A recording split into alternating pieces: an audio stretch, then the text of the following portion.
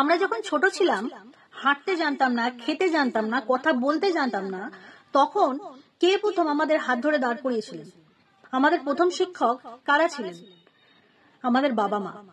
আমরা সবাই জানি মা রাত জেগে আমাদের ঘুম পাড়িয়েছেন, নিজের ক্লান্তি ভুলে শুধু আমাদের একটুখানি হাসির জন্য তিনি রাত জেগেছেন।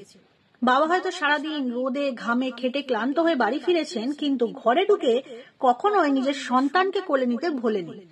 আমরা স্কুলে যেতাম নতুন জামা পরে, অথচ মা নিজের নতুন কাপড়টাও পর্যন্ত কেনেনি।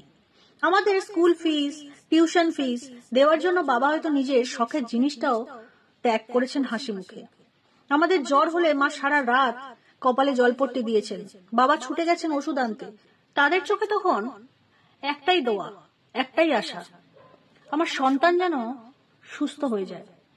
আজ আমরা বড় হয়েছি, হয়তো ব্যস্ত হয়ে গেছি নিজের জীবনে, কিন্তু ভুলে গেলে চলবে না আমরা যে দাঁড়িয়ে আছি, যে হাসতে শিখেছি, যে স্বপ্ন দেখতে শিখেছি, তার পিছনে রয়েছে আমাদের বাবা মায়ের অগণিত ত্যাগ আর ভালোবাসা। একটা কথা সবসময় মনে রাখবেন, আজ আমরা বাবা মায়ের জন্য যতটা যত্ন নেব, আগামীকাল আমাদের সন্তানরাও আমাদের ঠিক ততটাই যত্ন নেবে।